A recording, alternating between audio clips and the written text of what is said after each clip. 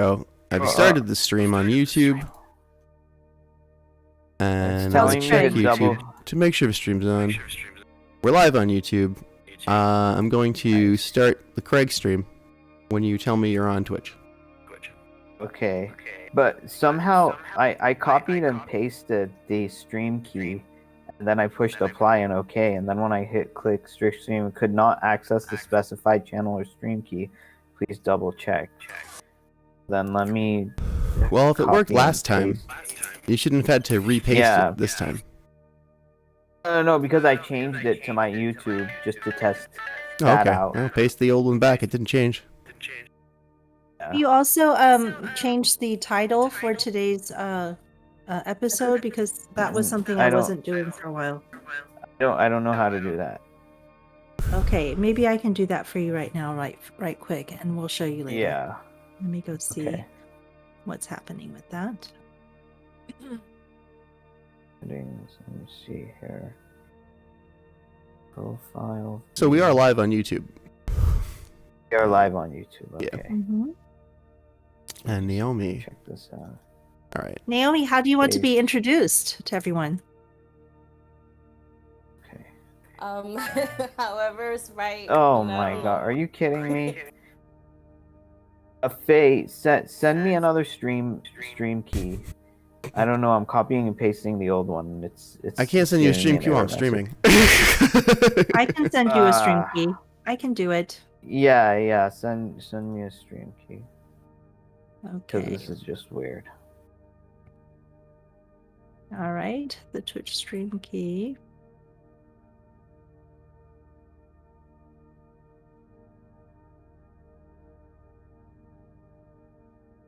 Grabbing it and copy and pasting. I'm gonna send it to you by message right now in Discord. All right. Okay.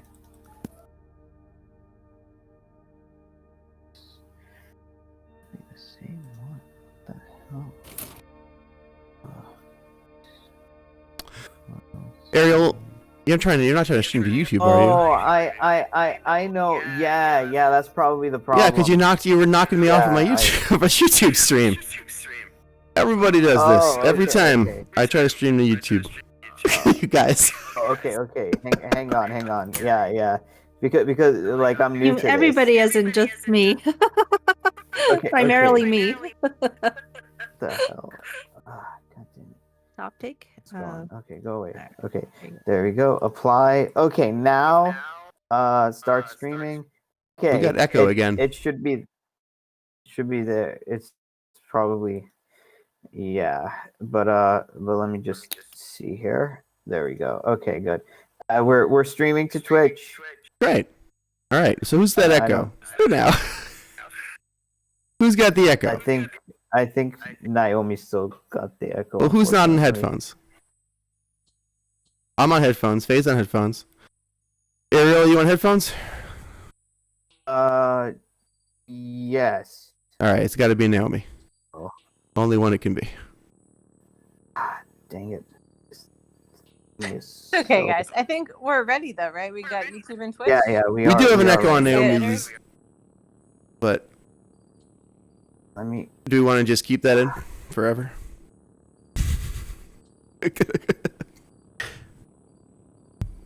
Now we kind of have it. We can just ask Naomi to mute when she is not speaking. And, that's what I kept saying. It'll be a little inconvenient, but we got this, guys. That doesn't always work. Yeah, sure. A little inconvenient. So just so you guys know, I can't on. stay the whole stream. I have a meeting with the mayor. Wow, meeting with the mayor. You do you, Faye. All right. Yeah, because it's important what you're doing. Ready, guys? I'll just start the Craig stream. There we go. Now recording. Welcome to the Yang Roundtable. It is 2:20 p.m. Friday, December 11th. We have Naomi Luciano here with us today. Naomi, welcome to the show. Thank you for coming. We are a basic income advocacy podcast. My name is Shale. On the camera, we have Faye Koo and Ariel. Also, Moto and Faye Doney are here. So welcome. Please introduce yourself.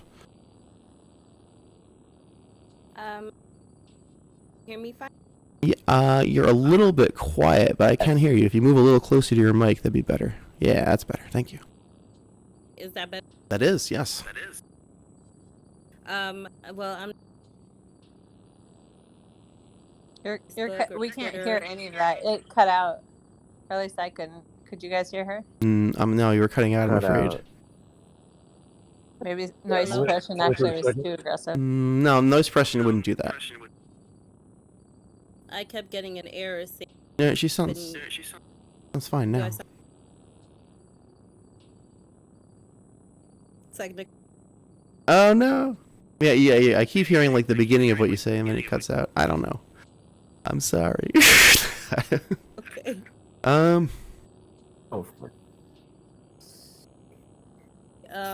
Can you hear me now, or is this still cutting? yeah, we can hear you. Okay. All right.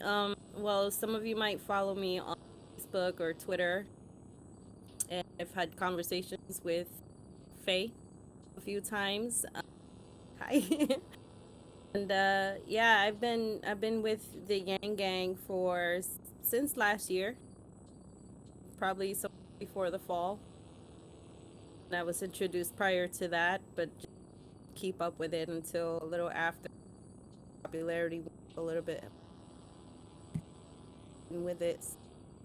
You know, the whole UBI and everything with it. Naomi, I met you through social media, I think, maybe Twitter, something like that. There were some calls for women to submit like Yang Gang, UBI for women type of thing, women for Andrew Yang at the time. Were you part of the women groups at the time in the Yang Gang? I probably did. There were so many groups that I joined, and some of them I didn't keep up with much after we dropped. Still around. You're cutting out completely at this point. We cannot hear you. Huh? We cannot hear you. Like the last 30 seconds didn't come through. Can you hear me now? Yeah. Mm-hmm. Yeah. I don't think it's a matter of how close you are. How's your bandwidth where you're at? Are you connected to Wi-Fi? Yeah. I mean, I'm like one bar down, but it's still pretty. You're doing great right now for a moment. The voice is doing good now. I'm just trying to find like a quiet place because a kid. So this is the quietest place I got in the house. Well, that's how I had a little more interaction with you after the first Women for UBI type of thing, where we discovered that we were both caregivers for children, and that you had a friend who also was doing that. And so I got to know you a little bit through social media, and then we both participated in the Testify for UBI. That was an initiative by Angelo and Hannah. Angelo, our own Hellion Fire, is that right? Is Angelo Mendoza and Hannah Wong. And we were participating in that together through the Slack, which is a Humanity First Movement Slack, where Yang Gang is continuing on right now. Yeah. So you have like 3 children. Yeah. I'm 16, 5, and 10. Wow. That's wild, man. I got 0 Yeah, myself. My 2 younger ones are on the autism too, so Oh that's man. really why one of the main reasons why I really linked up with you. Relate like me, you know, with Evelyn being a stay-at-home. Yeah. Yeah, and the fact that the children, some of them are special needs. So right now, not only you said that currently they are in school, sort of like virtual school, and so and your mom is like a registered nurse and helping to take care of them. Do you want to tell us about your family situation right now in terms of the kids going to school and all? My mom is a registered nurse, but she's busy. She really can't help out as far as the I was working up until last November, and I wound up quitting because of the notices that I continue to get through the SSI because my son and they approved him for $655 monthly. But then, you know, with the means testing and them looking into how much income comes into the household, they reduced it to $40 and then down to zero. And I kept having to, you know, leave work early, come in late all the time, because if not, it's like I'm working just a child care, you know. And then now, because of the pandemic, changed much since, because I have the convenience of being able to have the kids on virtual while my Um, you guys, if you could, please retweet all of this in the place, because then more people are gonna see this, more people are gonna hear this. So I already sent a tweet of this being broadcasted. So if you can all retweet that, just letting you know. Go ahead, Faye. Yeah, so my life hasn't changed since, because I'm unemployed since last November, and then when the kid home anyway, so I might as well keep the kids home. So They're still what trying type to of work decide. Huh? what type of work do you normally do when you're working? Well, I was working for an auto parts. I worked for AutoZone for about 12 years. Started working for O'Reilly's after I took a break from working child. Your boss doesn't And want to what hear every time you're gonna be late or falling out of work because your kids or what. So it's just to get rid of all that anxiety, I just decided to quit all. Yeah. Yeah. It's like they don't want humanity to procreate, even though they were created by a mom, and they probably had like you know. I hate to keep interrupting the stream for technical reasons, but Naomi, being a it's female, very especially in a distracting to hear male-dominated field. everybody else talking. Sorry, while you're talking, like we hear everybody else talking while, or we hear everyone else echoed in your feed. So if we can't get the noise suppression to work, yeah, please try to just mute when you're not talking. I'm sorry to interrupt and bother you with that, but I want to get a product everybody can understand and hear, so we can get. It was one Well, about if we who to if we want her communicate. to mute her sound, we're also going to need to not interrupt her when she's talking. Of She can't know course, I to have know. to mute herself Yes. when So if we interrupt her. anyway, please continue. Yeah, it's just that being in a male-dominated field, because it's an auto parts store, I was really like maybe one or two other females working at the last place I worked at.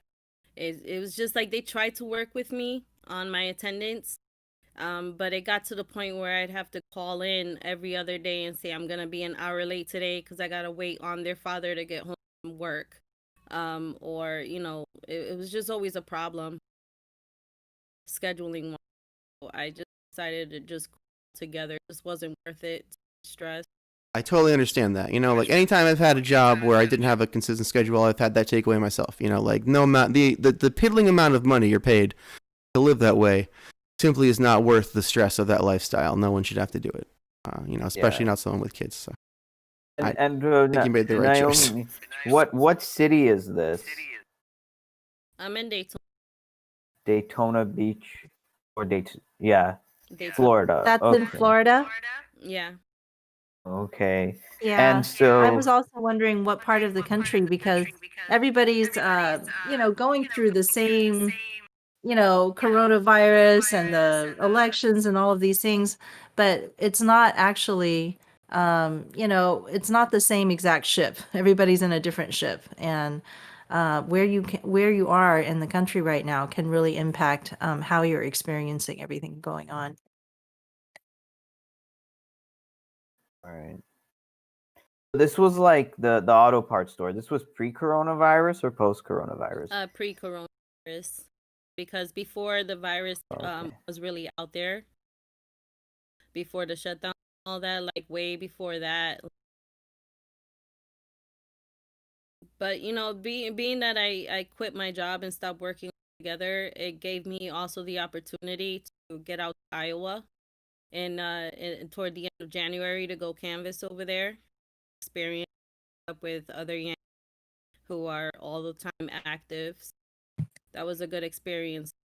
Did you bring your children to go to do Iowa? No, actually, I didn't. I had a bunch of very generous yanggang who helped out and pitched in money to um that basically allowed me to help pay for somebody to come take care of the kids while I was gone for about a week and a half. So this person came to my house at 2 o'clock in the morning, 3 o'clock in the morning every day, to be able to get the kids off to the bus stop at 6:30 in the morning, and then she would leave and come back when they got dismissed from school, and then take care of them till my husband got home from work. I was very grateful for that, you know, for everybody that helped me out and pitched in for. That's an awesome Right. story. Yeah, I had also considered maybe going out to Iowa, but I had a 6-year-old at the time. He's 7 now. And I just thought to myself, Zephyr and I don't have enough winter clothes, and he is going to be miserable, trudging through snow. And I decided that ultimately I couldn't make it. But I think Faye among our group actually did go. Faye Doney, who is also here with us. I did. Yeah, I had a lot of fun doing it too. I mean, it was really cold. It was so cold in Iowa, man. Did you meet Naomi there? I mean, I was very big, so I'm not expecting you were definitely in the same place. I don't recall meeting her. If I did, it was probably just like within a group environment where it wasn't a direct one-on-one. Unless you remember meeting me. Where in Iowa were you? I moved around. I spent a lot of time in Ames, Iowa, but I had stopped into Davenport a little bit, and I think I stopped in a couple other cities too, but it was so brief, right? Yeah, I was close to Davenport, and I stayed out at the sorority of Yang house, the girls out there. Yes, I went and stopped there, and I stayed a few days there. So that house was incredible, wasn't it? Oh my gosh. Yeah, it was cool, and it's like the first time you get there, right when you get there, you see the big mural with the Yang. That painting was amazing. Yeah, it was. Guys, this painting was ginormous. Yeah, I'm just gonna Okay. say I don't think I've heard of this before. It was just a Yang's face, and then let's see, it was taller than me, wider Nice. than my arms could go, right? And it's funny because they took that when they went to Vegas next after that. So like it Nice. stayed around for a little bit. It says sorority of Yang, I think, on it as well. Yeah, I think I went out there January 22nd, and I was only supposed to stay for maybe 5 days, but Will and Wilhelm, he actually helped me out because he got on his Twitch, and he was trying to get more donations to help me stay for extra few days so that I could have a chance to be with the Iowa caucus, so that I could caucus out there in a certain. So that was more donations that came in to help me stay out there for a couple days. Consider I had to switch my flight for a different day to get back home. So that was another really grateful thing that have happened. But I think it was a great way for all the Yin Yang to also bond together, right? And when we go our separate ways, like we're still connected because of that time. yeah, I mean the girls were really great over there. There was plenty of room, food. Everybody got along pretty well when I got there. I I was happy to be there. I was a little bit homesick. The experience alone. Sometimes I was too tired from canvas, worried about what's going on, outside of that. It was a really good experience, and I was happy that I was able to attend his on Davin. Dave. You're cutting out a lot more. Yeah. I think you were trying to talk about Dave Chappelle, but I didn't hear that. Yeah, I was able to go to his comedy show, I think, James. So the girls hooked me up with some tickets over there. You know, everybody was just really good. It was good vibes. Everybody was a little stressful when it got towards the end to the caucus. Overall, I'm happy. So when you were canvassing, did you get a chance? What would be your tactic in speaking to people? Would you tell people about your personal experience with the UBI at all, or would it just be about Andrew Yang? Or Well, I think it all depends on who I got to meet with. Like, I literally would walk around canvas and show people the SSI page that I was receiving all the time when they were threatening to run off because of it. So that was a really good selling point that I had. I actually, at the Davenport town hall that Yang had, there was a situation where I kind of had, I don't want to say an argument, but, you know, there was a woman that got up and she had their microphone and she was able to, it was like Q&A time.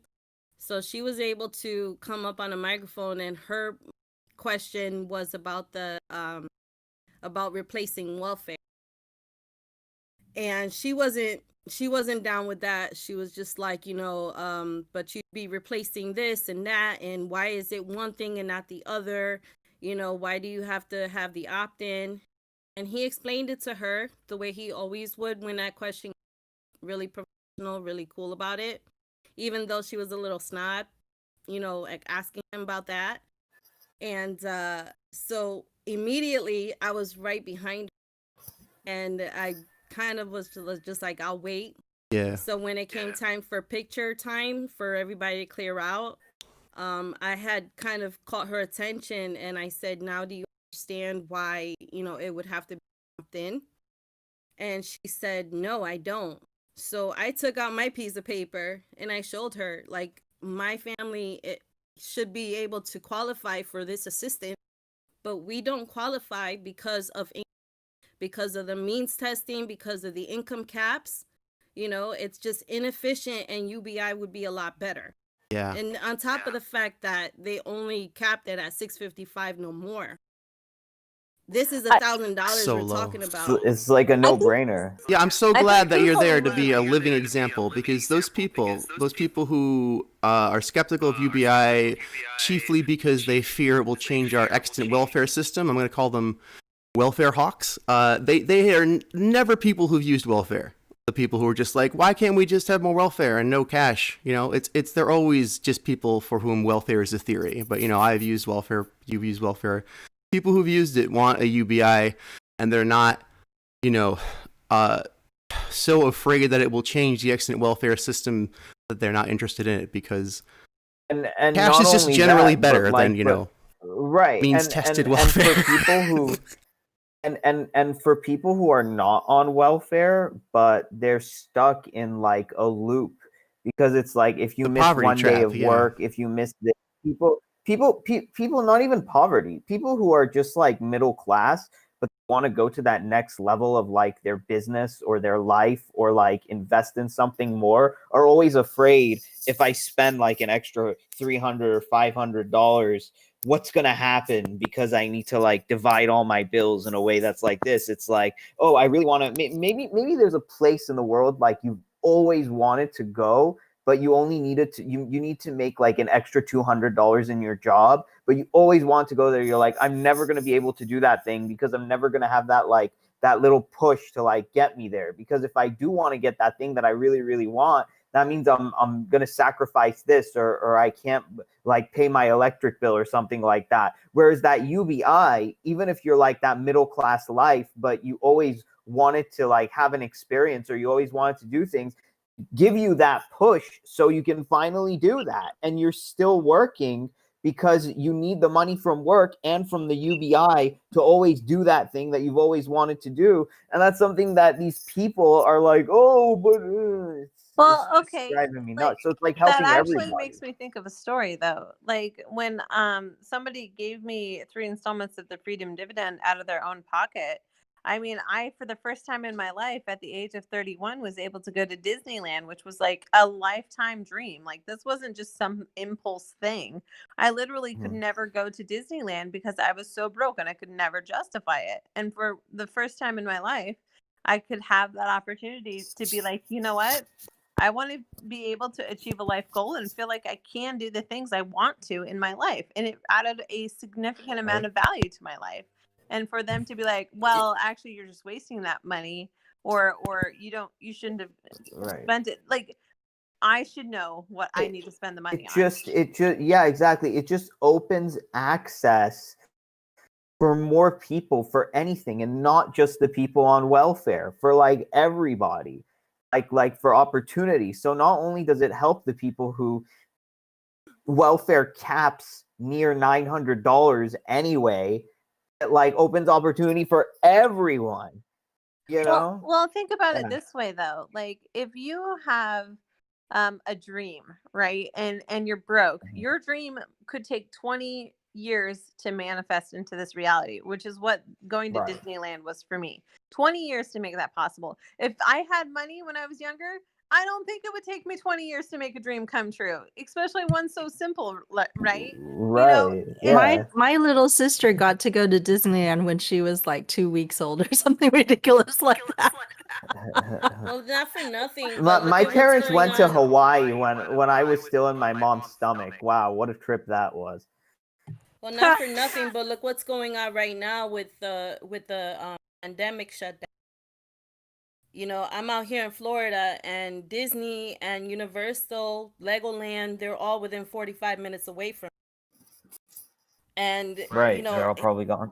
Even though right now I wouldn't want to go because of, you know, I don't want to spread COVID and whatnot. I would still purchase like a season ticket or a season pass for when they do get ready to open again. You know what I mean? But even if, like, on a regular day, if we were getting UBI, that wouldn't be a waste of money, because you going to the theme parks means that you're allowing the workers to still have a job. And right now, stimulating the economy, don't have a job. basically.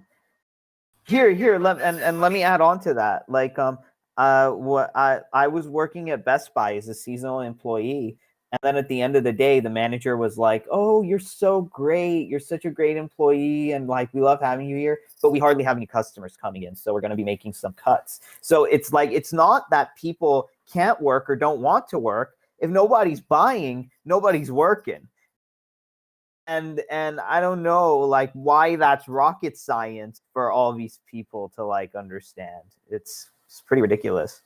Right? Well, during coronavirus time, you are concerned about people, you know, going into public spaces and gathering together. So I can see there could be some concerns with that. But the main issue is also people travel from really far away, and they have to get in airplanes and be in tight spaces, confined spaces where they're sharing the same air. So it's not a simple matter to just open up everything and have everybody continue business as usual. But I think that the American dream, if Disneyland doesn't encapsulate that, then what are they yelling at the end of Super Bowls? You know, it's like it's certainly not just for young people. For young children, I think adults, it's for everybody. So it's become more of an American nightmare at this point. Like, yeah, it's so dumb how you know people have all these stereotypes about people who hardly have money and never walked a day in their shoes. I mean, if you got you know Mitch McConnell, and he was driving around in like Missouri from Kentucky, I don't know, and his car broke down in like a poverty-stricken town, and he only had $5 to his name, I wonder what he would do. Wait, are you talking about my situation? No, yeah, I'm wondering. I'm wondering if one of these politicians were in your situation, how would they handle that without any of their staff, without any of their like media, without any of like anyone to help them, without any of their money or their friends, and just like, you know, like $10 to their name, stuck in the middle of a poverty-stricken town, how they would handle it. I'd love to see that. I'd love to put one of these people on the Hill in Washington in Faye's situation and see how would you get out of that? with like I hardly any wish money. my situation on nobody. Like, Right. Yeah, Yes, I know, but Naomi, there are some you people who familiar deserve with it. what Faye is doing at this moment? Because she's fully nomadic and wants to continue being her activism well into now. We're past the election, but we haven't got that UBI. We don't have a recurrent cash stimulus. And so Faye is 100% still go. Do you know a little bit about what she's doing right now?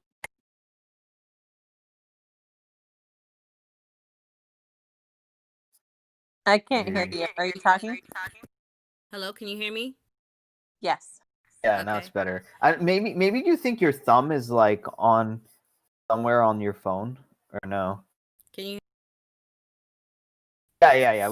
I can hear you, but I'm talking about the times we can't because sometimes my like thumbs block the microphone. But we can hear you now. No, I don't know about anybody's personal activity as far as what they're doing. No, Faye, are you in Georgia or where are you going?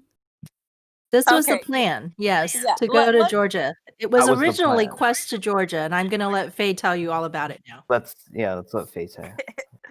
Yeah, okay. So I was gonna go to Georgia to help them flip the Senate, right? And I was in Texas and I was like, okay, that's fine. I could drive to Georgia. That's not that far. I'm used to this kind of thing, right?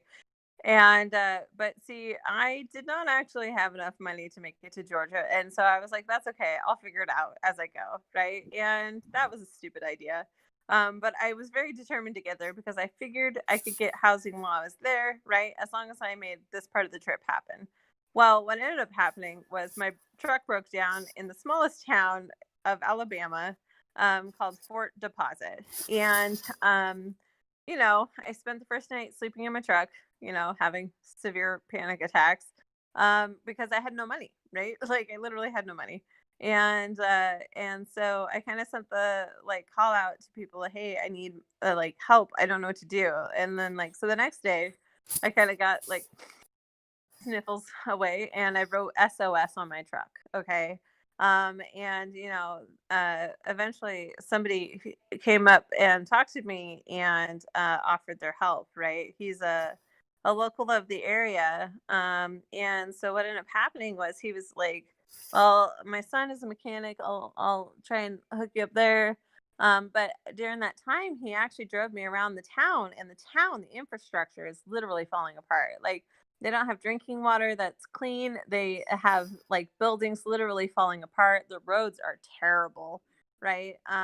They just, the list goes on. It's quite sad, right? And they don't have a grocery store. They closed the grocery store a while ago because somebody was trying to like bleach the meat and sell old meat. Okay, like they were getting desperate with how they were trying to um continue to like function.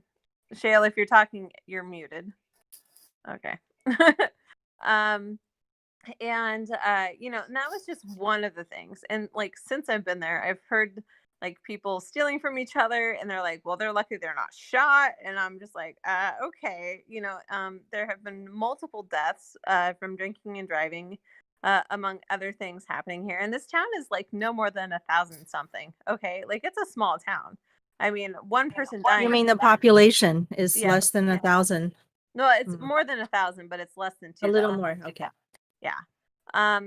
But yeah, so while there, I was like, oh my God, this would be a great place for a UBI pilot, right? And Jack Dorsey from Twitter just donated money towards the UBI pilot programs. I was like, well, shit, we need to get a pilot program here.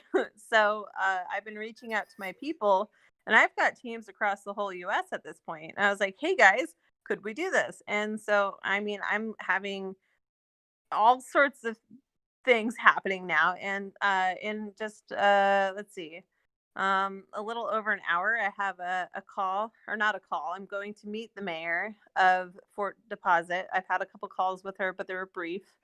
And I'm going to try and actually do like get her on board with the income pilot.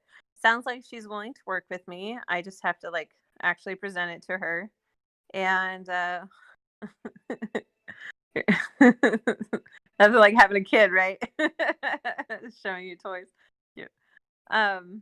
But yeah, so anyway, so I'm trying to do the best I can, but my truck is still broken down. It's still in the shop. They're gonna maybe have parts in tomorrow, but they're trying a different parts store to get the parts. The neighboring city of Greenville, which is a 20-minute drive or so, is actually functioning, and so I think the quickest way to get anything rolling is actually to get the neighboring city to also assist.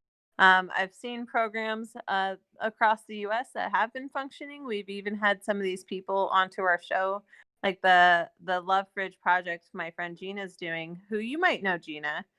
She's part of the sorority of Yang. I don't know. But anyway, uh, essentially it's a take what you need, leave what you can fridge project. And I think I can get a local to help me find one, maybe a local artist to decorate it, but maybe even convenience or not convenience stores, but like they need fresh food there. Like their best store they have is the Dollar General, which means the quality of stuff they're getting is the lowest quality, right? Like they're trying, but it's like They're bare in a minimum. food desert.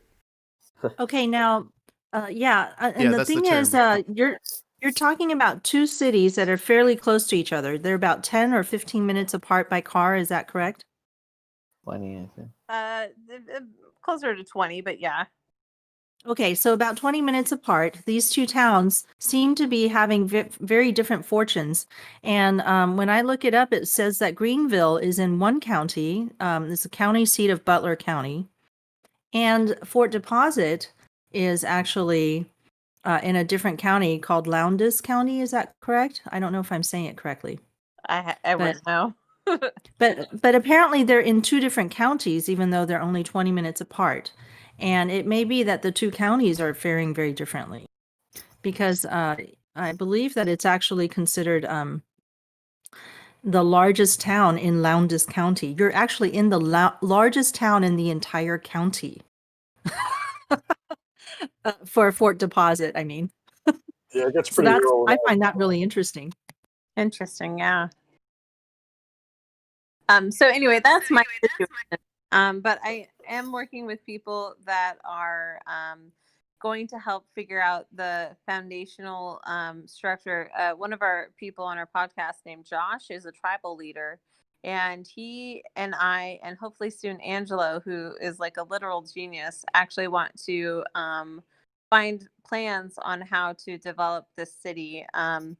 And if we help build this place back up from like dead, I mean, that's kind of what it feels like. It's like 20 years of decay here. But if we can figure that out, he can help his tribal members, and I can actually help people in Kenya that I'm also working with. So, like, if we can help me help this town, we literally could help thousands of people, right? And we just have to get more people to know about it. And, the most I can do is send out videos and like, because I'm still stressed about my situation, right? My truck is still broken down, and my truck is my home. I live out of my truck, right? So, like, people are trying to keep me calm and collected while also trying to do something kind of on a historic level. So, I don't know. Well, the town of Fort Deposit, according to the Wikipedia articles, right, is it says that it's a very old town, right? Probably was settled in 1890, and the town was named after a fort that was built under the order of General Andrew Jackson. It was a supply fort that was built to serve the soldiers during the Creek Indian War. So it's kind of it's really Yeah, interesting, these little details that give you a sense of place, here's like, what yeah, go ahead. Oh, go ahead. Here's what really gets at me. The thing is that like we have these elected officials, and they have like tons of money at their disposal. Like their net worth, like 43 million, I think, like 50 million, and all this stuff, and they're living these cushy lives with like all these recesses that they just take every like 2 months, easy cushy lives of like no stress, and like they have their staff members, They have all these people doing their stuff for them. They have people looking over their social media accounts, their emails. Some of them don't even know how to use emails, let alone Discord or social media. And yet, like, they're hardly looking at these problems. And here we have someone like our little gang over here, and like Faye, who's going through all of this stress and all of this headache and all of this kind of like already all these financial problems, and kind of like thinking of like how to help and how to do these things and how to put these people together, when the people with the money and the resources and the cushy jobs and the easy times are like on their butts, not even talking about this and just bickering with each other like a bunch of kindergartners. What I would love to see is I real just news wanted to get that out reporters there. actually doing real news. We need to stop fighting over who is more popular, and we need to spend that money on the actual problems, and we need people to tell people how to spend that money. But we need to make sure there's infrastructure for them to even receive financial help if we did get any. That's so important. And I think that's part of the problem for deposit. I don't think some of the people got their stimulus checks because they don't have the infrastructure to make it happen. Like, we have to find it. Like, we have to figure it out. We have to have test location. Which reminds me, actually, when Trump was talking about the forgotten man and the forgotten woman, there they are, right there. And he's been president for about 4 years, and has their situation changed? And even I think under Obama, I think it would probably still look like that. I don't think it's Obama and Trump. I just think it's like just has to do with awareness. So, but it amazes me that Trump can sit there talking about forgotten men and forgotten women, and you're right there, Faye. You're with the forgotten men and forgotten women of this country. Like, you think about it, right? Well, I mean, as I've been traveling for 2 years, I've also this is not actually the first town I've seen dead, right? I think it's just the first time I've actually realized how dead of a town I was in, because a local actually explained it to me. And then, like, thinking retrospectively, I'm like, whoa, wait a minute. This isn't even the first one I found, right? And but that's where the other ones are heading, if they haven't already, right? And I just cannot be standing idle. I'm very passionate. we gotta really disseminate the politicians' rhetoric with like actual on the ground realities. So like I think that's what's been missing, really. I think people have just become so polarized that everybody falls for like the speeches and rallies. But at the end of the day, when all the speeches and the rallies are over and everybody goes back home, like, what's really changed? What's really happening? And I think that's where the disconnect really is. And I think Andrew Yang really bridged that gap between rhetoric and reality. I think I like that. Maybe that should be the name of the show: rhetoric versus reality, or something like that. And like, let's break it down. Go ahead. Well, the I'm crazy continuing. thing, Go ahead. the crazy thing that I have been telling people for a long, like in the beginning, like after the 2016 election. Anybody remember Carrier in Indiana? Yep. You mean the got, American like corporation that makes the HVAC units and stuff, right? Well, they got like a $7 million tax because they have plans to move over to Mexico completely. Like, they were going to shut everything down. They got the $7 million tax break, and then they took that $7 million and they invested in automation to stay keeping some of the production here. And then they still packed up a whole nother assembly line to Mexico. So they had 2 mass layoffs. And all of these people in that Indiana plant voted for Trump because they really, like, he started talking about their cause, and they really believed that he was going to make a difference for them. So they were duped. What happened? $7 million tax break and jobs got automated. The same thing happened with Carrier in Syracuse about 10 years earlier. Almost exactly the same. So it was kind of funny when I saw that happening in Indiana. I was like, I know exactly where this is going to lead, because literally they shut down a huge plant in Syracuse around the time I was living up there. So it's Coincidentally, yeah. Syracuse is right by Rochester, Yang's hometown. And by coincidentally, I mean that's not a coincidence. You can see where Yang gets some of his political roots. The right. New, Yeah. Well, in New I York mean, State. Yeah. that's the Rochester, thing. New York. I mean, Very close to Syracuse, with the same fate Well, as Deposit, rhetoric, Alabama. rhetoric, Might be right? as Same might thing. as well be Rhetoric Ohio. versus reality. Or no, yeah, sorry, but yeah, I mixed up the towns. But Right. Essentially, So- so I mean, like fake news, we can talk about like fake promises or empty promises at this point because it's all just words when you break it down. Can we And I mean, change like, it to yeah. phase news instead of fake news? Phase Yeah. news, get it? It's Yeah, funny. phase news. Sure, why not? At least that's real.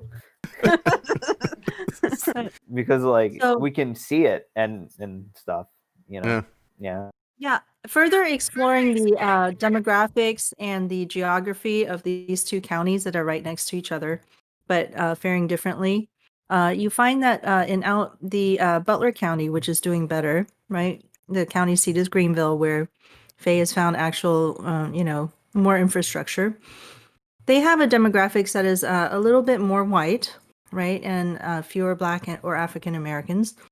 Over in Lowndes County, they have over 70% of the population is Black, whereas Butler County has 54% white, more white majority with fewer Black or African Americans.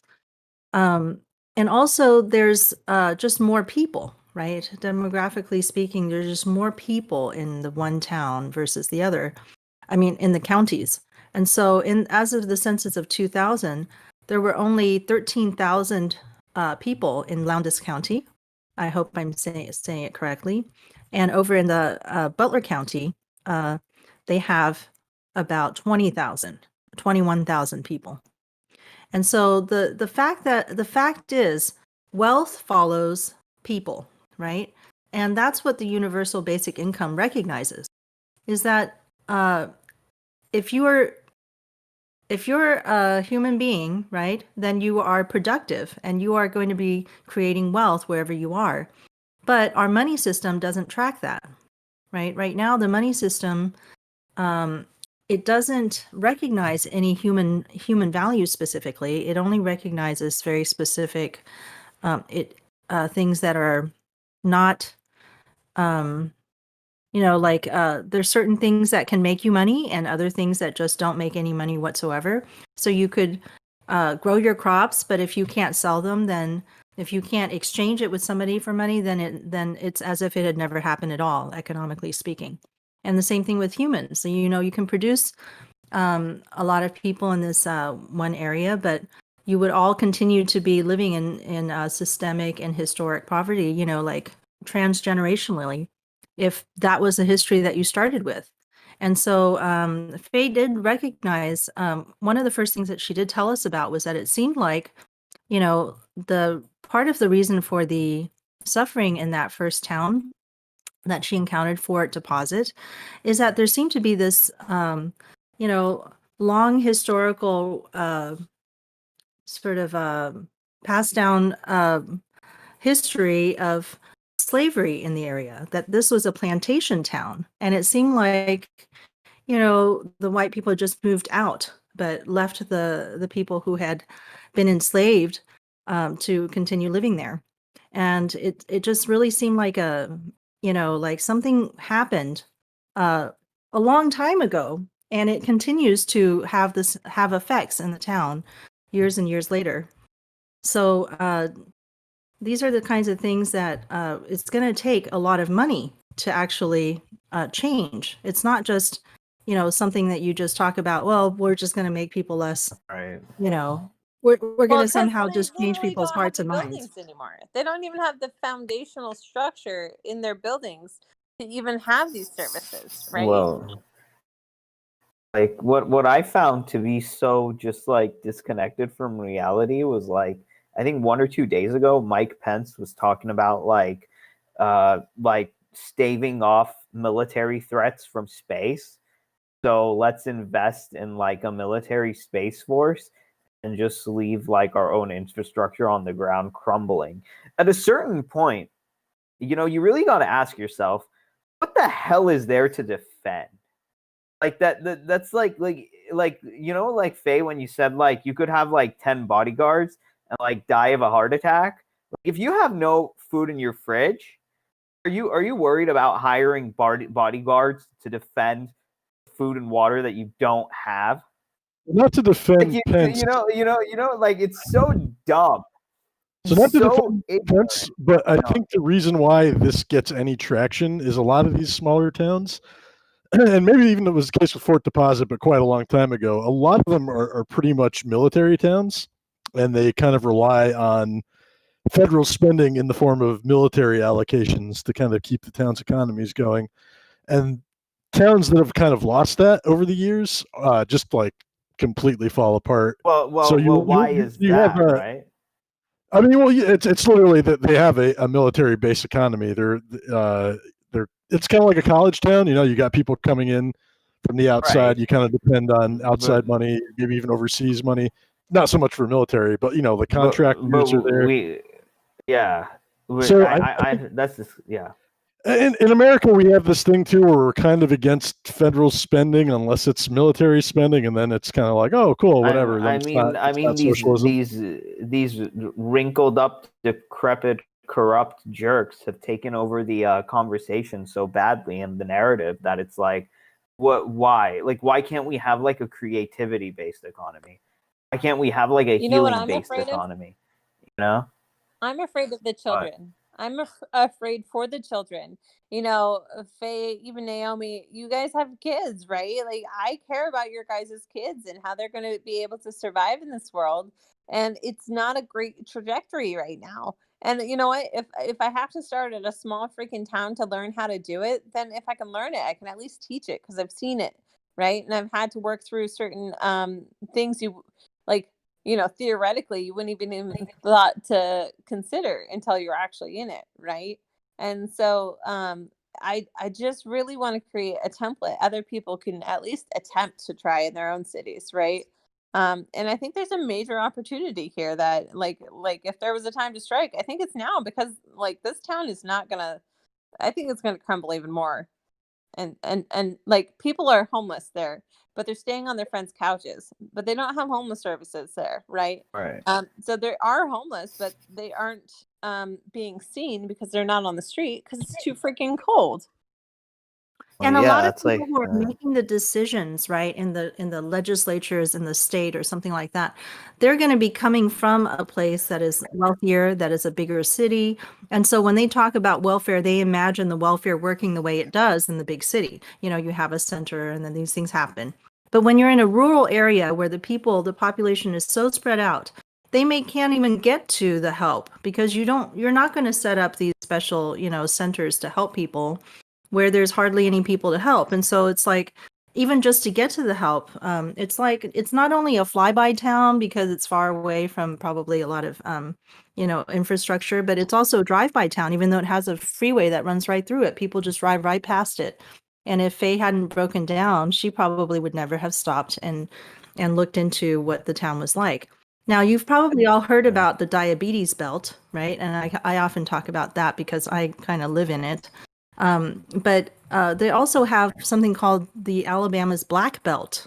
And this is considered in the rusty buckle of it, because apparently they're saying go to karate. By the civil rights era in the 1960s, this rural county was referred to as Bloody Lowndes. Bloody Lowndes, because there was so much violence against Black people. And so it was, yeah. I think like the biggest the Black Belt, the biggest concentration of Black people in America, the slave descendants anyway, is within it's kind of like a hook shape or like a crescent shape. I think like from around like just south of Maryland over to, I want to say, Louisiana. That kind of runs down through there. I'm just thinking karate. Yeah.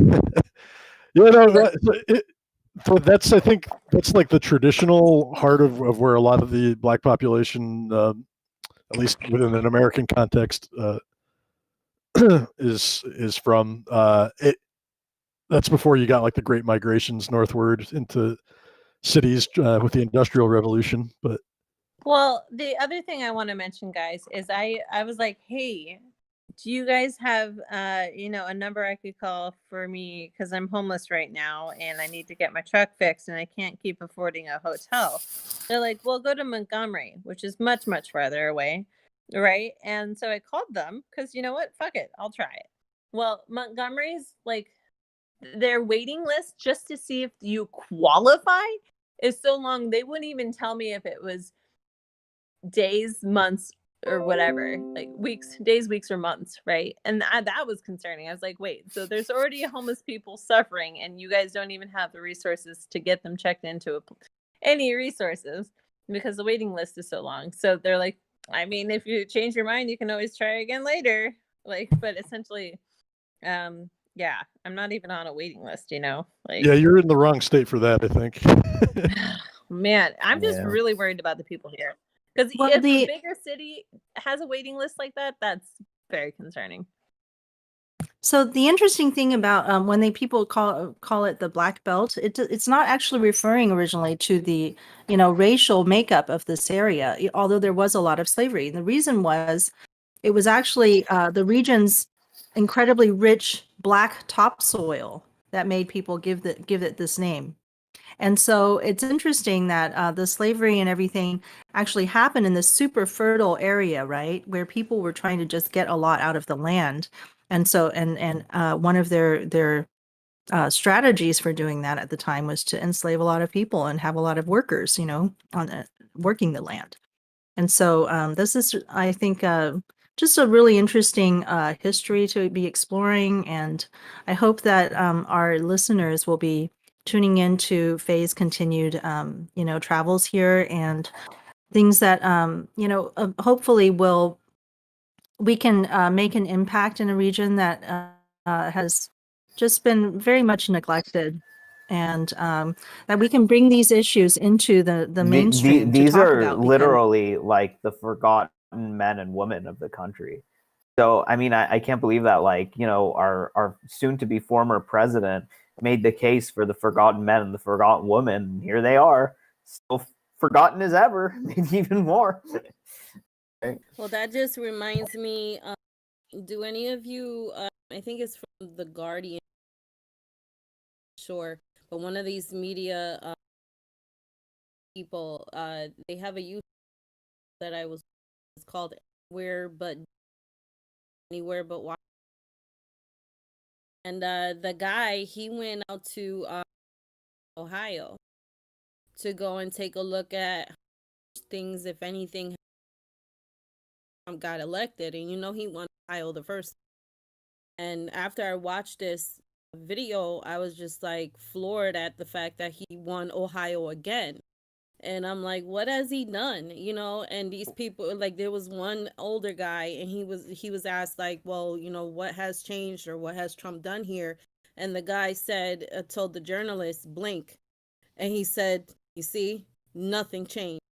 And he was Right. just like, there has not been any jobs. He went around the area asking people about jobs, about work, about what's going on, what do they need, what it's lacking. Well, Everybody said jobs, income. There was nothing, and they're still and I sitting think there that on standby waiting for the coal industry to come back to life.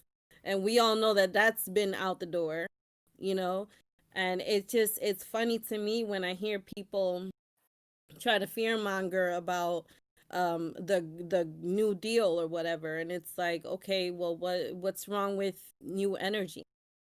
What's wrong with renewable energy? What's wrong with creating more clean green jobs?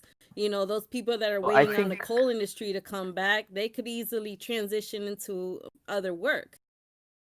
Right. As far Even bringing energy independence. infrastructure out to these places, these like remote places that don't really have it right now. I mean, that's what the first New Deal did. Essentially, brought electrification and roads to these areas, made them less cut off from the bigger urban centers. But I don't know. You see, here's the thing though. Trump was at least talking about the problems, even though he didn't have the solutions. But I think why the Democrats keep losing over and over again, and I think we can all agree on this, is because the Democrats are just talking about like what is it, like kind of more like on racial issues and on like diversity and all of that stuff. But what's the point of having, you know, diversity and all this equalness if we're all just going to be equal and being poor and desperate? You know what I mean? So I think that Yang, he kind of went on about it a different route. It's like you're not poor and miserable and desperate because you're racist and you like Trump. It's because of, you know, the automation, and it's because of like the way that the economy is going. So I think that's where Yang kind of brought a lot of, and I'm one of them, like former Trump people into the fold, because he said that Trump's solutions were all nonsense and garbage, but I have the real solutions. But I also think that the Democratic establishment also has just been ignoring these problems too. I think it's on both sides. I think that it's like finally Yang came by and he said, I can understand why people would vote for Trump, but I have the right solutions right here, instead of just like getting mad at Well, Democrats. Well, you see, what the thing is, that they're gonna the Democrats, the main line's going to respond by calling him, and they did this with Bernie too, like a white supremacist, because he even cares to try to reach. Well, let's ask Naomi. What do you think about that when the Democratic establishment tries to smear Yang as like a white supremacist or tech bro and all that stuff? Like, what's the thing? What?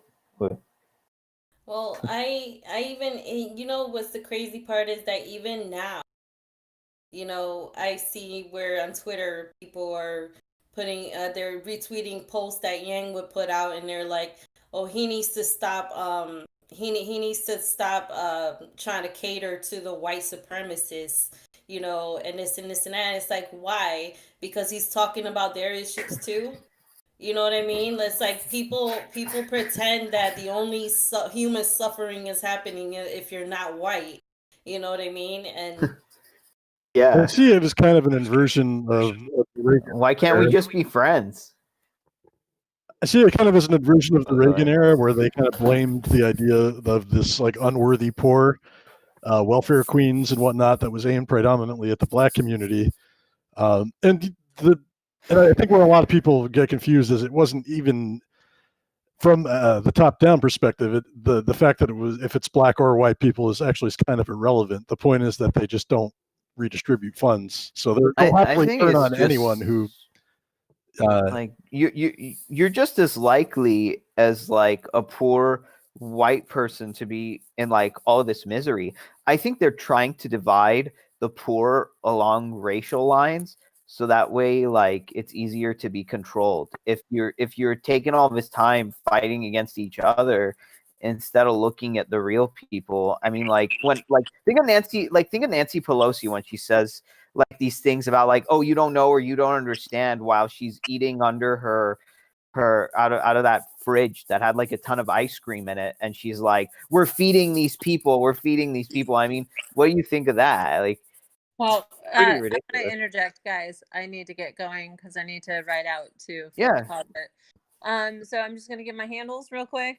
So my name's Faye Doney. Please check out my story. I have, it's called Linktree. So it's linktr.ee/TISDONEY. Literally all my platforms are there.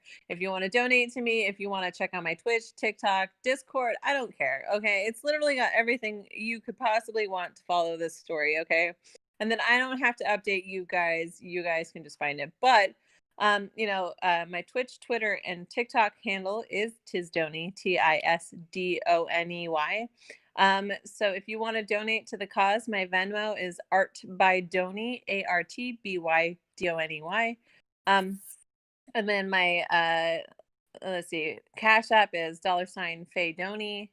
And then my PayPal is Pulling Adoney, PULLINGADONEY. So if you guys can contribute, that would be helpful. I'm still trying to onboard people to this vision of fixing the city. If you have skills, please reach out to me. Message me on Twitter is preferred, but whatever. If you go to the link tree, that's got all of the different ways to reach me.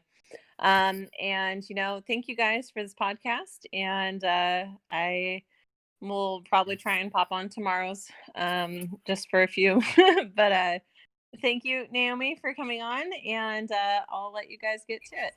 Say thanks. Yeah, Thank good you for luck. Before you having go, me. I want to really remind you to appreciate put that. your information in Why our are you so SEO robot, loud? Greg. I Wait, did or, all the Twitch ones. She's great. She's already done it.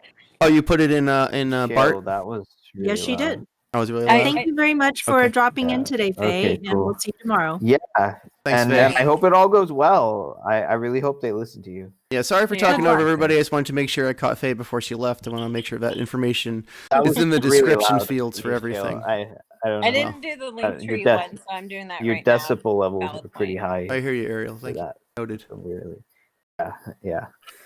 Okay. All right, there it is. Okay, bye, guys. There it is. Bye. Bye, Bye. Faye. Is my volume better, Ariel? Hi, Faye.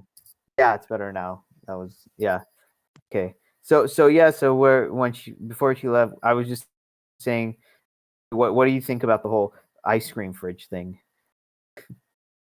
It was completely out of touch. Like, you got people who can't even like buy ramen noodles if they wanted to, and she's over here showing off her expensive freezer with $500,000 fridge. It was like Yeah. a collection of ice cream. Disgusting. Like, Real she could have Marie opened up her Antoinette own moment. Baskin Robbins in there. Nancy Robbins. Yeah. I'm sure she regrets that. Yeah. I don't understand.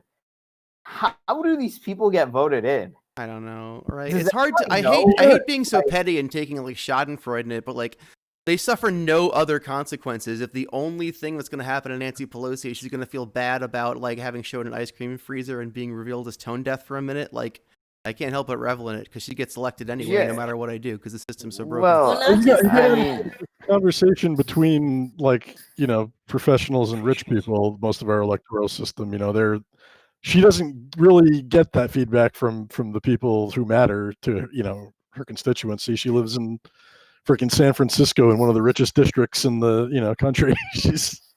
What does she care? Well, What not do you wanna just say, that, Naomi? but when she was over here with the mask mandates and the shutdowns and everything, and then out came out the video of her at the salon. Oh yeah, it's just entirely. Yeah. It's like, how do you put authority at all all. these rules and mandates on your constituents Right. and the whole state? You lock it all down, but you manage Right, to like, get I yourself live- in there for a quick, salon appointment. Yeah, I live in California, and I think it's pretty bad. But the thing is, like, this is what it kind of annoys me. And then over there in Florida, you got like Matt Gaetz, and just some like what was his name, DeSantis, and all those other schmucks. Yeah, So we like, got look, I DeSantis, cannot. Marco Rubio. Right, and you probably don't like them either. But look, like, I live in California. I don't like Nancy Pelosi. I don't like Gavin Newsom. Heck, I don't even like Garcetti, who's my mayor, and he's trying to ban unnecessary walking. There's like a link to that. So I mean, I cannot like Pelosi and not like those people in Florida, and you cannot like those people in Florida and not like Pelosi too. But you see what they do to us? They want us to attack each other. Like, if you like, we're going against Pelosi, and Pelosi saying that she's going against them, and we're kind of over here saying like, hey, all suck against all of you. I mean, isn't that the truth? Yeah, Right? I got into it pretty heavy the other night on Twitter with somebody, and it was over the whole Mitch McConnell and Pelosi with the stimulus thing. Mhm. And she's like, I had said something about Nancy. She said, oh, it's always easy to blame Nancy and this and this and that, and going back to blaming Mitch. And I'm like, really? They're both the same. They're both Right. standing in the way You see, of things it's happening all- that need to happen right now. you know. And Democrats I said, I'm exclusive when it comes to pointing blame. You know what I mean? Democrats It's are not like, left or right. You know what I'm saying? Like Right. I will blame them both. the Okay. Democrats are actually I took a the reason we screenshot. didn't get a stimulus prior to the election. They held that up purposely. Yeah. Right. I took a screenshot where I tagged both Mitch McConnell and Nancy Pelosi, and I said, "You guys are holding us up. What's going on?" You know what I mean? Like people are getting evicted. People are hungry. Like, what's up? There's lots of blame. You see, it's all theater, right? Because it's like, hey, like you know, like, I don't know if you know, but divorced parents do this a lot. Like some divorced parents who are really bad, if they never get anything accomplished, they always say, "Oh, your dad's always doing this, your dad," and then you go to the dad, and then dad's like, "Oh, it's the mom was always doing this." So it's like this constant thing, and then they want you to take a side, and it's like, hey, like, no, you don't understand. Maybe it was better if I was just adopted and didn't have you people as parents in the first place. Like that's what it is. So it's like, but the more people fall for this blame game and this left versus right, the more we're just gonna stay stuck. We should just say like heck, I'd go up to like Ohio or Wisconsin and just say like, hey, I know that like Trump really talked about like the pain you're going through, but he wasn't the answer though. But I can understand why you'd get so mad at these Democrats and the people in the establishment. I can understand that part at least. And I think that's where the disconnect is. Because it's like, no, if you like Trump, then you're just evil, you're just bad, and we should just like not listen to you. But at the same time, it's like, no, I can understand why he was kind of like speaking to you, because you are going through pain, but it's like he wasn't the answer though. Like I think that's a much better approach than to just like attack people. Can I ask you guys a question? Actually, I'm kind of curious about it because you're all Yang gangers. What do you guys think about Yang as mayor of New York City potentially? Do you think that's a good path for him? I think it's a good fit for him, at least because it'll put him a step closer. Like there were a lot of people throughout him when he was running saying, well, he doesn't have enough experience. How about you run on a lower level government official and then work your way up the ladder? You know, so I think because he's been in New York all his life, it would be a good look for him. And because his popularity is up there now, you know, and in New York, they vote pretty progressively. So I think it would be a good look for him. But you know, I'm really hoping that he would come back for 2024 because that's when we're really gonna need it. You know what I mean? Especially if you're looking at like if this administration doesn't bode well, the next 4 years you got to worry about who's gonna be the next one trying to be like Trump, or you got to worry about who else is next in line on the other side. And I don't think that Trump is going to get that far as running again. But if he was to come back and run again, or we end up with another him, we're going to need Yang, because I don't have much faith in anyone else being able to sway people where we need to be to make the changes that we need. But I think as far as him running as a mayor, I think that that's a good look for him, I'm kind of two minds about it myself. Sorry, go ahead, Faye. If you. No, please go ahead. I can wait. I have. Oh, it's funny. You kind of growing up in and around New York City. I can see kind of an argument for and against it.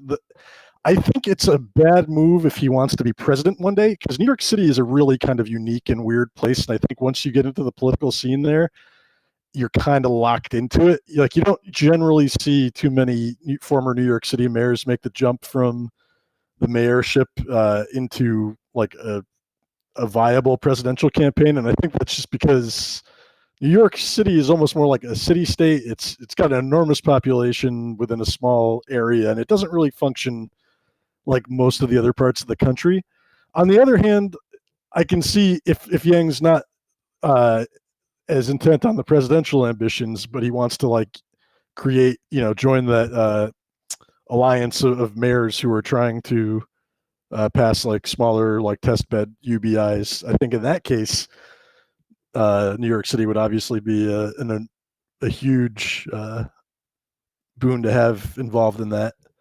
So I don't know. I'm of two minds about it myself, but I think the general milieu that the top-down strategy talk has existed in since the campaign suspension is that we can get UBI from the ground up a lot faster from top down, acknowledging that, we're not going to have the presidency in 2020. And there's not a situation that looks to be unfolding where Yang is going to likely have a good run in 2024 if he wants to run at all, or potentially even 2028 if Joe Biden holds on to the presidency for 2 years, then hands it off to Kamala Harris, who can just hold on to it for 8. With all the establishment backing her. So it might be more realistic to make a coalition of mayors, put a lot of UBI pilots together, then grow that to the state level, and then from the state level, grow it to the federal level instead of trying to pull it off top down. So I think Yang for mayor makes a good, if he can actually get UBI to work in New York City, that would be like the biggest, most successful test pilot ever, because at higher, it scales up. UBI has more benefits at a bigger scale. So if Yang does like 2 years of UBI pilot and it saves New York from what would have been a devastating post-corona depression, that's a good piece of data to pitch UBI to the rest of the country with in a few years or a few electoral cycles. So yeah, what do the rest of you guys think about Yang as mayor versus something else?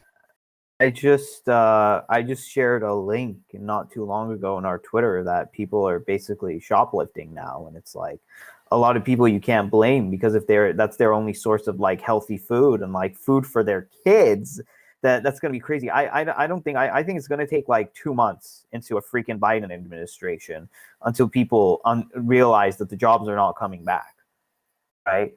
That whatever was there has been automated, or they've been like understaffed.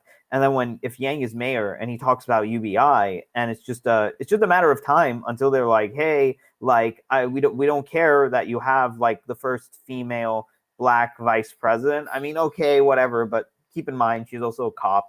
She also put a lot of like in it, like Black people in jail. But let's I think people are done with the symbols, because I'm sick and tired of it. I'm sick and tired of the rhetoric. I'm sick and tired of the symbols. I'm sick and tired of like anything that has to do with virtue signaling. And I just want to see results. So in 2-3 months, when people realize that it's rhetoric and symbols and all this other crap that we're used to, they're going to be like, where's the money? Right? And it's all going to come down to that. And I don't think it's going to be that much of rocket science with Erica Rhodes, who's running near my district as a congressional candidate under like the Yang banner. She's Black, and she's just an amazing woman. She's the best. I had an interview with her.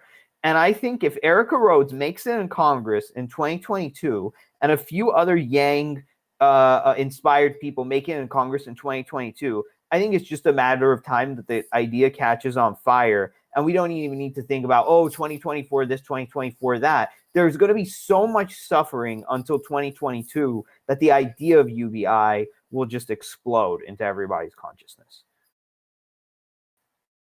And to put in my 2 cents on this, I'm generally pretty different from, I think, most of Yang Gang and how I relate to Andrew Yang. I don't feel much like a fangirl. I feel like we have a lot of people who make us feel very cultish almost, because we're just so much about the cult of, what a great guy Andrew is. And I absolutely am very thankful to him for having appeared on the political scene and to be the person that he is. I really do think he's a wonderful person. But that being said, I think that he is expending his energies in exploring all these different avenues. He keeps saying things that he's going to do before they've actually happened, in the exploration phase. And I think that's letting all of our energies kind of, expend itself in a way that's not productive, because, everybody gets really excited and then, that didn't happen, and then we get all excited again about the next thing, and that didn't happen either. And so it's like, one of the things I would love for him to do is to just kind of hold things closer, until he's absolutely sure that he's going to make a play for something. And then we would all jump in and be 100% behind him, no matter what it is that he picks. But even with the mayoral run, again, it's like I would have really liked to see Andrew just really focus on getting this UBI. UBI was his policy, and now he's kind of, it's like, am I going to be a speaker? Am I going to do a podcast? Am I going to be on CNN as a political analyst? Do I, and there's just so many different things going on. I don't feel like he can focus properly, and it also is expending the energies of the people who want to support him. Like we want to. And so I want him to really focus on something. And what I would have liked to see him focus on is just advocating for the UBI, 100% on that. And the rest of this, like Moto was saying, New York City is a very, very specific, sort of, and it's a very large, a very big job. To say that somebody can leap into that position without any sort of experience is also, interesting. And I would, if he was going to become, if he's going to really entertain that run, I would like to see him make connections and let go of the people that he ran for president with. And I know that might not be popular because we have a lot of people who are really big fans of Zach and really big fans of, Humanity Forward, the organization. Yes, they're doing a lot of good things, but they're part of why he keeps expending his energy in this direction, in that direction. Now I'm doing philanthropy. Now I'm doing this, like these are not people who are political masterminds who are really focused on getting him elected to the position that he's going to go for, and who don't know how to like direct him either. So it's like, I think Zach was a great person, but I would like to see Andrew move forward if he's going to do a mayoral run with, a really crack team, right? Somebody who's people who really have experience and not be kind of meddling about it. Because if we keep expending our energy this way, I find that by 2024, we're not going to be ready again. That's a great interesting, point, Faye. yeah. And I'm sorry, I didn't mean to cut you off, Chris. Sorry after me, but I just, that makes me think. Frankly, I wonder if Yang might be better as someone's campaign manager than campaigning himself. Like, what if Dave Chappelle ran for president and Yang were his campaign manager? That would be a pretty good ticket, I think. Wouldn't mind him as my campaign manager. Sure. Because I can show a lot of charisma. The broader point, just a broader point I'm making, Yang is like a great leader for the organization Yang's put together and the people Yang has inspired. Maybe his energy should simply go there where it sort of naturally seems to make the bigger impact. And he should let someone who is like an expert at trying to run for president, but has his politics, run for president. That's where we should go with this. Policy, that's it. I think the and I talked about this with Shale a little bit. If he's gonna make the play for New York City, I think it'll be a big test of his ability to either defeat or integrate with machine politics, because that is a machine town if ever there was one. And I think you're already seeing, because he's polling pretty well there right now, so you're already seeing the machine kind of like move into gear to try to like resist him if he decides to enter. So there's been a lot of talk about him being like a gentrifier and stuff like that. And I think it'll be kind of a real grind in terms of whether he can kind of either defeat or soothe the party infrastructure in a town where it's extremely powerful. And New York City is not a small job. It's such a big job because of their humongous economic, power. And you have a lot of people. You have a lot of different types of things going on. If it was a state, I think it would be the 14th largest state in the country just by itself. It's kind of incredible. And I would find it difficult to believe that this particular foray into politics wouldn't change Andrew at all. And I don't want him to change. I love him the way he is. And I want him to be in a space where he and Evelyn and the children can have a beautiful life together while all of this is happening. I don't think Andrew it's a changes. lot of energy to put into it. I think Andrew changes people, but people aren't going to change him because I have a good because like he's just a genuine, friendly, nice person, and if you know people like that, you know that they usually stay that way and they're not manipulative. But I think like he has a way of like getting rid of people's like manipulative and nefarious sides and like opening up their like friendly, happy sides. So if he could influence other people who are already in politics, that would be the best thing, as opposed to vice versa. Yeah. It's So one of the yeah. reasons why I don't, I always teach when I'm teaching, I try to teach outside of the school system. I don't like to be like a teacher in the school system. I don't try to I don't try to get accredited and try to do all of those things, because I find it very stifling to be in the school system. And Andrew has multiple times jumped out of situations where, like the situation was changing him or making him uncomfortable, and he didn't see the benefits from continuing in those positions. And so I think that it's hard to say what would happen with this particular job, with the New York City mayor job. So I don't know if he would even enjoy it, So for me, it Well, would I be mean, hard for me to do something I really don't agree like with. most mayors of New York City have ran for president, like De Blasio and Bloomberg. So I Giuliani, think maybe they, it's just they generally just don't Giuliani. have much purchase outside of like the state, and not even the whole state necessarily, but in like Florida, because we have so much like out migration to Florida. They're like the two places where you can kind of like get any traction from being New Right. York City mayor. It's Well, just people. I don't think it's not a good training ground for the rest of the country, because most of the rest of the country doesn't really work like New York City, I think. New York well, City, right? The people in Texas would find I that not mean, very compelling. well, Donald Trump is from New York. He is, but he I was mean, not. He was that's not like involved in New York City government. Keep that in mind. So, right, yeah, for it's sure. being a New Yorker is fine. In fact, people kind of like the straight talky like vulgarity, I think now of New Yorkers. But Right, yeah, yeah, and and I part of New York's government is kind of different than being, I think, just from here. Right, but I still think though that like with his previous recognition and thing, people are gonna know that Yang's not all New York because of his previous presidential run. If he does one again after he does become mayor, and What I type think of if he does become mayor of New York, he can reach out to the Republicans, so because he's such a what good ambassador. I'd like to see what other types of national positions might he consider trying to apply for, or work towards, or how he can have a national influence continuing forward.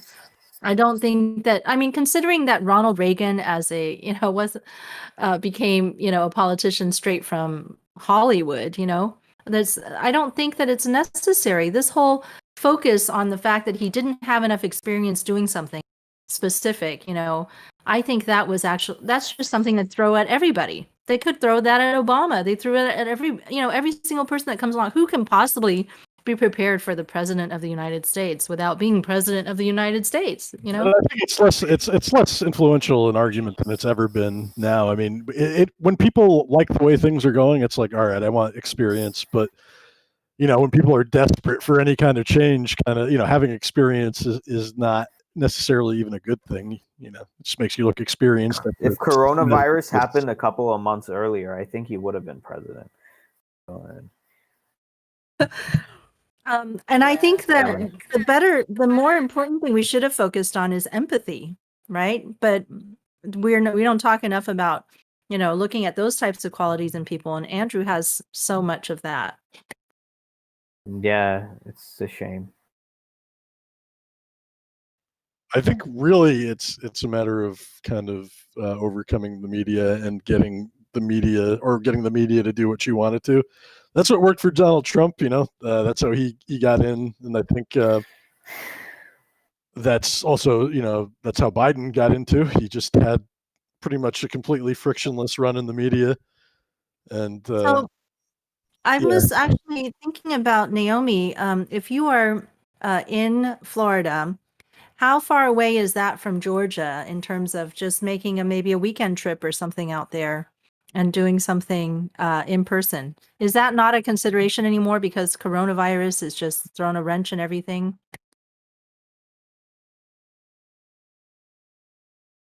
You're muted, Naomi. I would. It's just difficult because, I I don't have the income, and because now the kids are home from school, and the person that I had that was able to help me out back in January, she actually is not from here. She was an exchange student from Brazil. And Oh, so I don't think she's around anymore. And, I'm very limited with who can assist me with that. But I think if I was able to take a trip out there, it would probably be like, I don't know, like probably 4 hours or 5 hours, maybe. I'm not sure on the distance, but I know we're down south, so I mean, we drove So it's on from the scale of like LA to San Francisco or from Houston to Dallas, that kind of thing. It's yeah, a pretty big trip.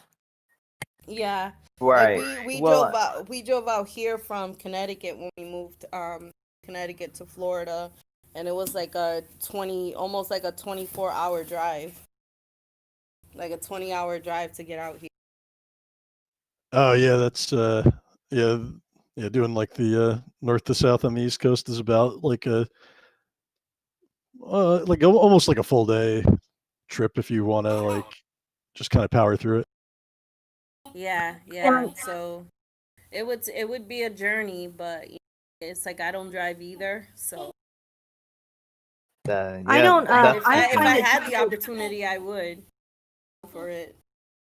I find it difficult to even phone bang with the children around because they just get all crazy when I'm on the phone, and then people can hear them in the background.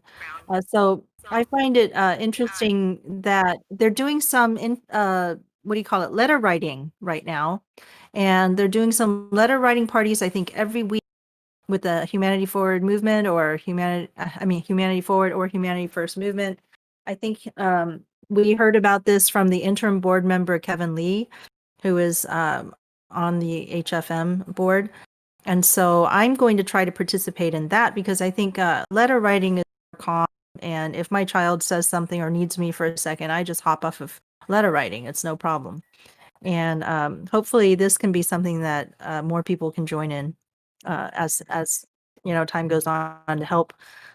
We're trying to elect Ossoff, is that right? I mean, I've Ossoff. actually looked into the candidates very much. Do you guys know about all of them? Yeah, Ossoff he looks ran like the a bar last mitzvah cycle, didn't boy. he? He didn't. Yes, yeah, he almost made it. Like, God, what was it in 2016 or? I don't know anything about Ossoff's policies, but he's a but I know charismatic he's man. That's all I know. he, Like I saw him on camera, I was like, yeah, this guy Ossoff seems like he could win. He's got a good presence. is He's a pretty talking milk toast about liberal, Yeah. but yeah. he's talking about those direct checks. He's talking. He's in full support of direct checks, and he debated an empty podium. So Yeah. if an That's what I mean. an That's em- why I got if- the sense he was charismatic. It's like, Right, right. he really handled that situation with aplomb. that's kind of Well, it's interesting. funny Like because if you I can was listening to the interview with the Breakfast Club the other day with Charlemagne the God and DJ Envy, and they had Warnock and Ossoff both on virtual, and John Ossoff was talking about the whole stock trade thing, the insider trading with Purdue and Loeffler, and he called them both the Bonnie and Clyde of the Senate. And it's just the way that he came at Purdue when they did have that one debate. He straight up called him a crook to his face and gave him the opportunity to defend himself. I mean, but was he lying? He didn't even try. it's just all so if Purdue gets reelected, that obviously shows you that people aren't paying attention at all, and they just see the word incumbent or R next to something, and they just bubble something in without using their brain. My Well, they're impression also for Georgia, using the like, whole socialism argument.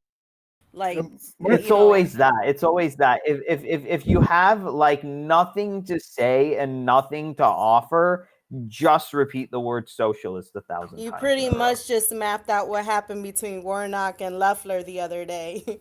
Every word out of her mouth was exactly. Liberal, socialist, Warnock and all this other stuff. So she had nothing. Yeah, it's she like had no what? attack. Yeah, I think it's going to really depend on That's it. what's going on in terms of turnout in Georgia, because it's kind of a lot of the major elections there have been incredibly close the past cycle or two.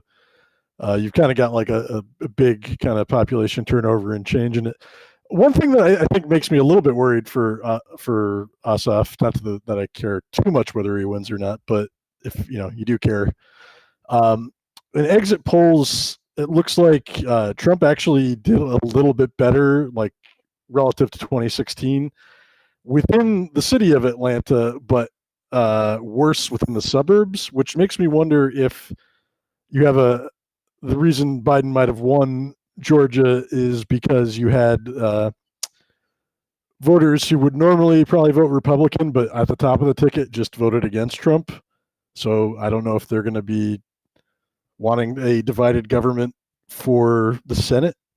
On the other hand, maybe maybe people are motivated enough in Georgia to I just Well, hope not that just like that, but look at the sabotage that the Republicans are at right now with the whole, oh, the election was rigged. And you got Sidney Powell up there with Lynn Wood telling people not to vote for Loeffler and Purdue. And, because why would you vote if you're going to end up with another rigged election? And that really took a bite. That's like literally the right eating themselves up. You know what I mean? And it just clear sabotage. Yeah, Georgia's The kind of ground messaging is zero getting for all that stuff. twisted. I think it's hilarious. It's all just people are just falling for like theater. It's all just like smoke screens and theater. When Yeah. the real thing is, it's like what are these people actually gonna do for you at the end of the day? Like zero. They're just gonna scare you about other people. Your life's not gonna be any better for it. But you're just gonna feel like you're fighting against like socialism and the boogeyman and all that stuff. It's just But pretty the funny sad. thing Isn't about Dave Chappelle out socialism, in and I was, Georgia? Wait, go ahead, Naomi. oh, no, Socialism. the What were you funny saying? thing about the whole socialism argument with Loeffler is she keeps on going back to how she grew up on a farm, the family farm, and all this humble beginning stuff, right? But Right. I was reading the comments in the YouTube section on the link to the debate, and people were saying that her family gets subsidies all the time from the family farm, and she's worth like $500 million by herself. So And then the she's a fact pretty that big her socialist. husband, he runs the stock exchange in New York or whatever, you have the audacity to preach about being anti-socialist, but your family farm is taking in subsidies that taxpayers are paying. Oh yeah, rich people are some of the most subsidized people in our country, but they're the rugged individualists. It's Supposedly. just reverse socialism, so it's okay, right? Somebody It's somebody had like, chimed what in we get in the bailouts. somebody was chiming in after you'd shared that article, Ariel, about how people are shoplifting now to support their families. That there was actually a surplus on the farm in this year, and they just had to destroy the food, like they couldn't sell it. So it's weird that we have Like this total we mismatch. Now I was asking, is yeah. Dave Chappelle out there in Georgia as well? We don't know, huh? I don't know. Last I heard, I don't him know. and Joe Rogan were supposed to be having a show put together. They were supposed to Okay, feature in a show, Yeah. but that's I going don't to know. be exciting. Yang should really go back on Yeah. Joe So, Rogan. I think like post-election. well, I think that'd be I a good mean, show. I think what you just brought up, Naomi, about like her subsidies and stuff. Warnock should just bring that up about Loeffler. It's like, okay, so why aren't you against corporate socialism? Democrats missed that like so bad. Like when Yang said, "Do you all remember voting for the like $1 trillion bailout of Wall Street?"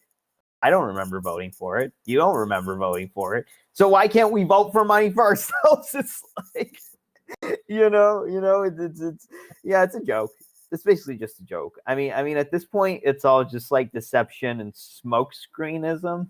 there was ever a word for it, and it's just like it's just like a Jedi mind trick. The socialism is only when poor people, but for rich people, it's okay. Well, you know, the thing that kills me is they want to give $25 billion, another $25 billion to the airline, right? Right. But that's tax subsidies from actual taxpayers that are paying off the airlines to do what? Trickle down the breadcrumbs to everyone else. I mean, the least they could Well, and then the lay least they people could off. do is give us the money and let us decide where it goes. So, say right Sure, now, I'll like I take a wouldn't want to flight. travel on a Yeah. flight right now, but who said that if I had recurring checks, I wouldn't make maybe a plan in advance Yeah. to take a vacation when the coast is clear. Right. At least if I'm throwing money at the airlines from the bailout I got, that would help keep the airlines stable. And that's like true capitalism. That's like you choose who you want to give it to instead of the government just giving it to them directly. So I mean, if you want to talk about capitalism, like that's it. Like why is it that they fail and they get a get out of jail free card? Like we would never get that. Like they, you know, it's Well, it's the kind of airline like it is socialism the for airline them, for industry the would airlines. argue the airline industry would argue that they are essential to the operation of the United States, that they're like of a national security level importance industry, and that they need to be prepared once But our to still be survival here. isn't. Exactly, Yeah, but that's they the thing also is when have they argue these things, it's just as valid for us to say we are the base of the country, and if we're not here, you can forget about all these other industries. Totally Right. makes no Yeah. sense to argue for corporations to It's get first. ridiculous. Mhm. It's Well, I was unbelievable. looking into the I whole just wanted to airline note the thing time. possibly shutting down, and somebody else had said in the comment section, like, these airlines have assets. They have lines of credit that regular people don't have. So why can they not bail themselves out? And then on Right. top of that, they take this subsidy, this bailout, and then they still want to lay off their workers. You know, It's rigged. I was It's reading earlier totally rigged. today that I think it might have been United or one of those airlines. The flight attendants and the airline staff, they're coming out and they're talking about how they're being told that if they don't have any symptoms, they could either, it's optional for them to quarantine. So imagine being a flight attendant and the pilot has, COVID, probably felt great that morning, and then like 6 hours into a flight, they're starting to feel under the weather. Now you're exposing the entire plane to this because you're in an enclosed area. And So it's that if you're optional. making it optional for people to quarantine and you're basically telling people to keep it on the low and don't say anything, that's not cool. And then you got Mitch McConnell over here trying to give immunity to corporations and businesses in case lawsuits come up. Yeah. Well, the whole legal team over That's there with Trump, everybody over there, including Mitch McConnell's team, everybody's getting COVID left and right. They're walking around and doing all of these things and holding meetings with they're people without their masks on, and like they're it's walking ridiculous. incubators, you know? They're not Yeah, giving it's immunity; they're giving COVID, giving right. disease out. Yeah. It's and they're pro-life. Give me a My break. goodness. I just wanted to note the time because I didn't want to keep our guest if she needs to get going, but our scheduled time is almost up, and we could do our closings now and take some time to let people know how to contact you if they want to continue having a conversation with you through social media, or if there's anything you'd like to let people know is happening. Plug something that you're doing right now. Is there any social media that you'd like to share with our listeners? Yeah, I'm on Facebook, Naomi Luciano, Naomiluciano, and the same on Twitter. I don't really do much else as far as Instagram or any other Twitch or any other streaming site. I just kind of keep it between the two, Facebook and Twitter. I'm more on Facebook. But anybody wants to, link up, be friends on Facebook, or share anything having to do with what's going on right now around the country, feel free to Facebook or Twitter. All right. And your Twitter, does it have some numbers at the end? Is it Naomi Luciano? I think it's Naomi Luciano 10. Very good. That.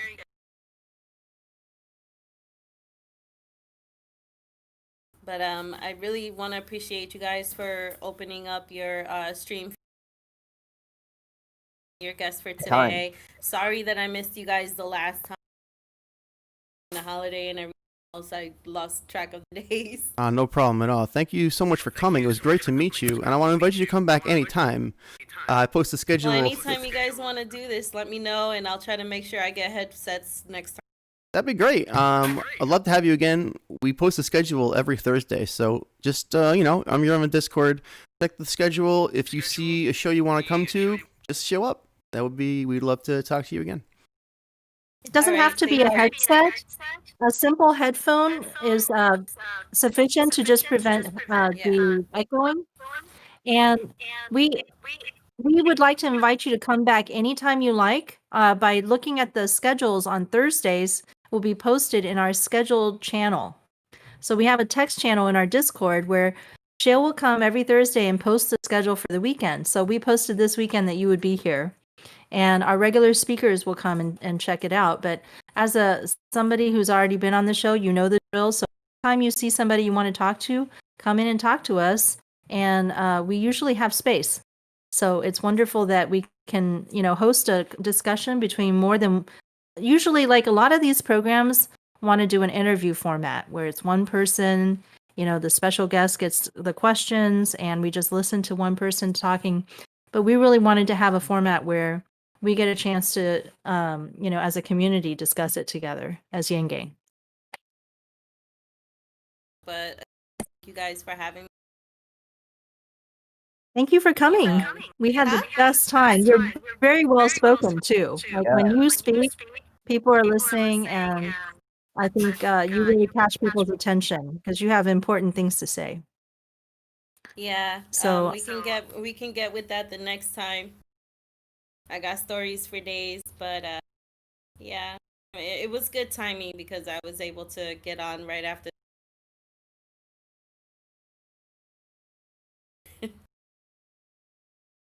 Well, if we have really good sound, we'll be able to hear your stories even better. Right now, we're really we have a lot of our focus on Faye Doney right now because she's physically, undergoing some stressful things. So it's been hard to really shift our focus. So every podcast, we've been dedicating some of our time to talking about what's going on over there. So thank you for sharing that time with us. And my name is Faye Koo. You can find me on Facebook as myself, and you can also find me on Twitter as at Palestine Math. That's PalestineMath. Make America think harder out here in Texas. Okay, so I've got Ariel. You're next. Yeah, so this is my first time streaming on our OBS, and I got to close a lot of tabs because I see that this OBS stuff like taking a lot of bandwidth, making my computer go slow and stuff. Okay, but yeah, you can find me in Ariels on Twitter. That's ArielsAerials, and YouTube. I am Revolutionary Thinking. That's youtube.com/Revolutionary Thinking. Have a great time, guys. Awesome. Moto? I am Moto at Moto Motes. That's MOTO_MOTES. Okay, and Shale. I am Shale Riley on Twitter, SHAELRILEY. Thank you for watching and listening. We will be back a few times this weekend with more UBI discussion, more guests. We got a couple social streams. We're going to play a game called AI Dungeon later on YouTube and possibly Twitch. If someone shows up to stream to Twitch, definitely YouTube. It's a pretty crazy game, so That'll be Wait, tonight. wait. Tell us about this game because I got really All excited right, when so you you know described the it, text you know. adventure format you described, which was kind of sort of popularized, if not originated, by the game Zork in like 1979. You know what I'm talking about? Yeah, you know what I'm talking about. You were just talking about, you know, you type in things like get bucket, you know, get water with bucket, throw water at troll, that kind of thing. Ye old fashioned text adventure. You know, you guys hear me right? Oh yeah, I played one called Adventure. Yeah, so on it's the so you know PC. how natural language processing is a subfield of artificial intelligence and deep learning. So that's where machines learn to talk to people in a very sophisticated manner to communicate very sophisticated human ideas. You know, so like machines sort of know how to write in English at the edge of technology today. So when you combine that technology with the old-fashioned text adventure, you get a sort of perpetually bespoke text adventure. It's sort of like an AI dungeon master, like he or she were a real person running a Dungeons and Dragons game. You could just sort of try anything in the game with instead of being limited to a decision tree that the computer programmer sort of guessed people might of things people might want to do. You know, I'm not sure if I'm Really explaining it excited. very well, but it's like I it's want to try it, but okay, tell me this. it's the kind of thing you Is it dream of as a appropriate kid. for Zephyr to come and Yeah. throw in a few words Yeah. like Mad Libs? Can he do that too? Yes, Zephyr can come play. It's totally there is a mode. Awesome. There's a safe for work mode, which I'll unfortunately have to turn on for the stream because you know that's the because if you don't, everything gets super vulgar. But it'll be safe for kids. But- You can just tell you can tell the AI. It's like, hey, no, done nothing too untoward, and it's like, yeah, it's cool. I'll keep it seems PG. more into violence even than vulgarity. You know, Like if you get it going in one direction, it goes hard. Interesting. Okay. Well, this is our social time every weekend that Shale has been very kind to host some social time for us practically every weekend since well before Halloween. Yeah. We've been doing this for you've been doing it for a couple months at least. I That was in think. September, I think. Well, anyway, you guys, I'm probably gonna close the OBS Oh, yeah. stream. Yeah, we'll close the we stream. got it. Okay. Thank- Yeah. I'll close because- YouTube All right, stream let's say too. goodbye then. Goodbye, everyone. Bye, everybody. Bye-bye.